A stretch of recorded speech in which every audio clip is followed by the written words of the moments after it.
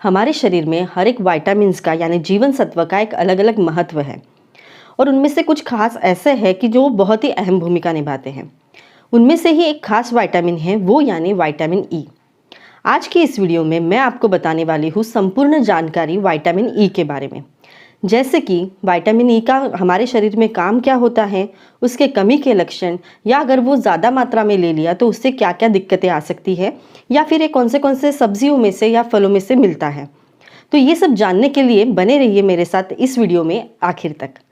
पर उससे पहले अगर आप मेरे चैनल पे नए हैं तो please subscribe my channel so that मैं जब भी कुछ हेल्थ रिलेटेड नए वीडियो अपलोड करूँगी तो उसका नोटिफिकेशन आपको मिल जाएगा।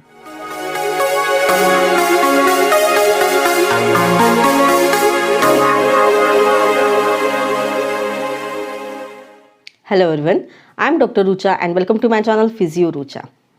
विटामिन ई ये 8 अलग अलग कंपाउंड यानी यौगिक से बना रहता है और इसीलिए इसको विटामिन ई कहा जाता है। हमारे बॉडी में अल्फा टोकोफेरॉल ये नाम का जो कंपाउंड है वो सबसे ज़्यादा एक्टिव रहता है। विटामिन ई एक फैट सोलुबल विटामिन है, यानी ये हमारे शरीर की जो चर्बी रहती है या वसा रहता है उसमें घुल जाता है और वहीं पे जमा रहता है, और हमारे शरीर जब भी इसकी ज़रूरत रहती है तब ये उसे यूज़ करती है। जो एक दिन का विटामिन ई का जो रिक्वायरमेंट है या ज़रूरत है वो है एडल्ट्स में 15 मिलीग्राम्स अ डे।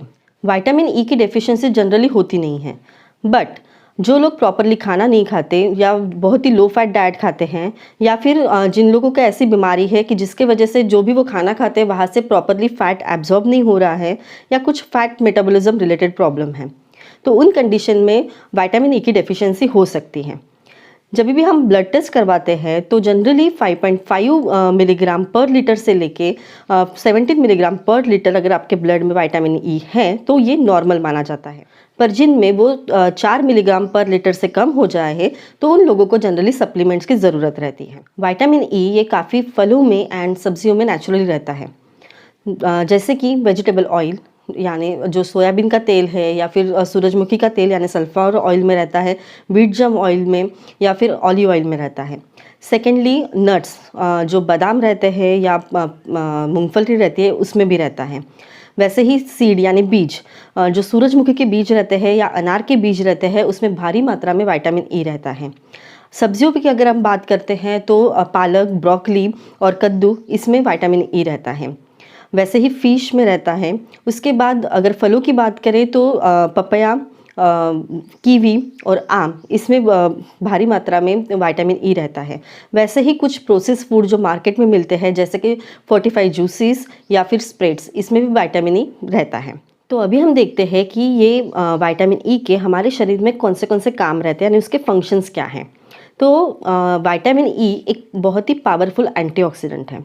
एंटीऑक्सीडेंट्स ऐसे केमिकल या सब्सटेंस रहते हैं जो हमारे सेल यानी जो कोशिका रहती है उसको डैमेज होने से या नुकसान होने से बचाते हैं, और वो इसीलिए क्योंकि वो हमारे बॉडी के जो फ्री रेडिकल्स रहते हैं उनके साथ लड़ते हैं। तो अभी मैं आपको बताती हूँ कि ये फ्री रेडिकल्स क्या होते हैं। तो जब भी हम कुछ खाना खाते हैं या पानी पीते हैं तो उसका डाइजेशन होता है यानी पाचन क्रिया होती है, और ये मेटाबॉलिक प्रोसेस में कुछ केमिकल रिलीज होते हैं जिसे फ्री रेडिकल्स कहा जाता है। और ये आजकल की जो हमारी लाइफस्टाइल है, जैसे कि हम लोग जंक फूड खाते हैं, ऑयली फूड खाते हैं, या स्मोकिंग है, पोल्यूशन है, या अल्कोहल है, इसके वजह से ये फ्री रेडिकल्स का जो प्रमाण है और ज़्यादा बढ़ जाता है। ये जो फ्री रेडिकल्स रहते हैं वो हमारे बॉडी के लिए अच्छे नहीं रहते, स्पेशली जो हमारे महत्वपूर्ण अंग रहते हैं यानी वाइटल ऑर्गन्स रहते हैं उनके लिए, जैसे कि हार्ट, लंग, किडनी, इसके लिए।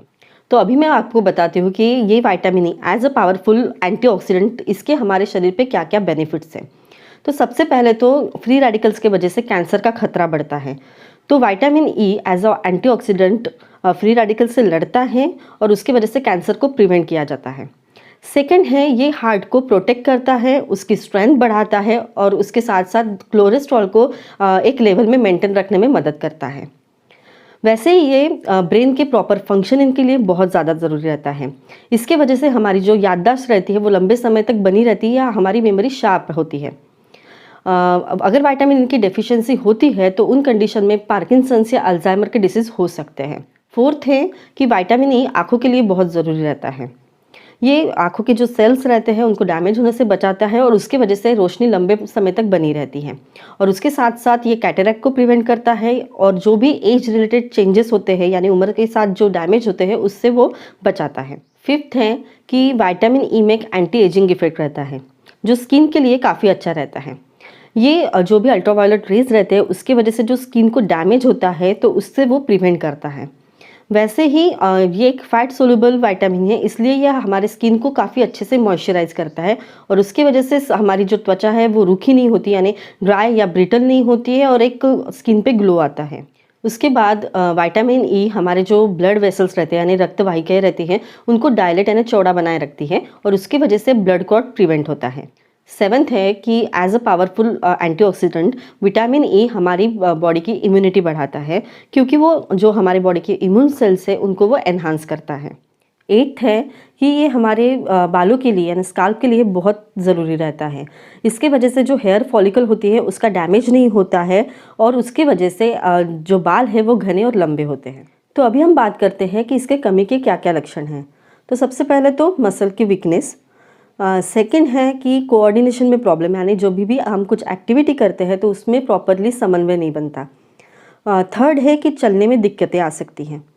फोर्थ है कि हाथों में या पैरों में चींटी काटने जैसा या झुनझुनी जैसा या फिर सुन्नापना महसूस हो सकता है जिसे पेरिफेरल न्यूरोपैथी कहते हैं। फिफ्थ है कि आँखों विजन प्रॉब्लम यानी आँखों की रोशनी धीरे धीरे कम होने लगती है। सिक्स्थ है कि इम्यूनिटी लो होने लगती है। तो ये हो गए हैं विटामिन ई के कमी के लक्षण।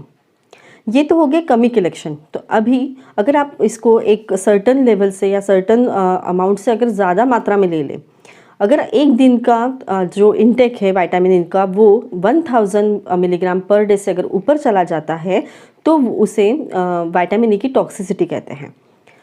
ये हमारे शरीर के लिए अच्छा नहीं रहता। विटामिन ई अगर एक लिमिट से ज़्यादा हमारे शरीर में हो जाए तो वो खून पतला करता है और जो हमारी शरीर की जो डिफेंस मैकेनिज्म रहती है ब्लड क्लॉटिंग की उससे साथ वो इंटरफेयर करता है और उसकी वजह से स्ट्रोक यानी ब्रेन में ब्लीडिंग का खतरा बढ़ता है। तो जो भी लोग खून पतला करने की दवाइयाँ ले रहे हैं वो कभी भी विटामिन ई का अगर सप्लीमेंट देते हैं तो पहले डॉक्टर की एडवाइस ले लें। तो ये हो गई है संपूर्ण जानकारी विटामिन ई के बारे में। अगर आज का ये वीडियो आपको इन्फॉर्मेटिव लगा है तो please like and share this video. अगर आप मेरे चैनल पर नए हैं तो please subscribe my channel and not forget to hit the bell icon to get the notification. Thank you for watching.